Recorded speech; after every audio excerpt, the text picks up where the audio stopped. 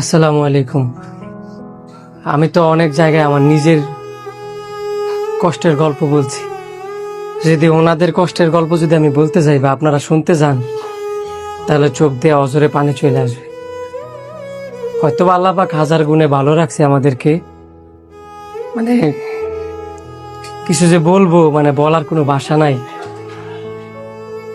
আমার কোনো দিন কোনো ভিডিও করতে গেলে আমার বুক ধরফর ধরফর করে নাই, মানে ওদের সামনে আমি দাঁড়ায় আছি, আমার বুক এইভাবে লাফাইতেছে।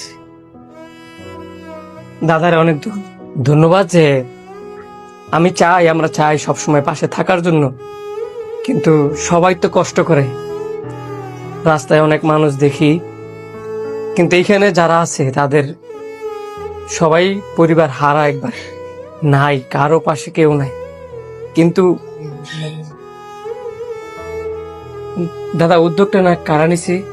উদ্যোগটা আমি ওই যে ভাইয়াকে বলো, ভাইয়া আপনি বলো, আমি তো আপনাদের সাইনবোর্ড দেখে আসছি। জি, আসলে আমরা হচ্ছে ইউএসডিপি, মূলত এটার মূল সংস্থাটার নাম। আমাদের উদ্যোগটা হচ্ছে মূলত আমরা গত 2019 সাল থেকেই এই কাজ করে যাচ্ছিলাম। তো আলহামদুলিল্লাহ প্রত্যেকটা প্রায় 200 থেকে 250 জন রোগীকে আমরা এই পর্যন্ত সুস্থ করে বাড়িতে ফিরিয়ে দিতে পেরেছি আলহামদুলিল্লাহ।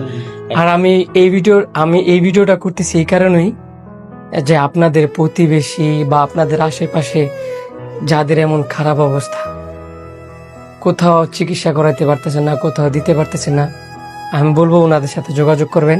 মানে যেটা সত্যি সেটাই বলি। দাদারে অনেক ধন্যবাদ যে এদের নিয়ে একটা ভিডিও আপলোড করছি, আর আমি দাদারে কমেন্টে বলছি দাদা আমি থাকতে চাই। তো আজকে আমরা একটা শোরুম উদ্বোধন করতে আসছি, পাশাপাশি আমরা সকাল সকাল ঘুম থেকে উঠেছি যে শুধু তাদের জন্য, যে আমরা সবসময় তো ভিডিও করি, মানুষের পাশেও থাকি, কিন্তু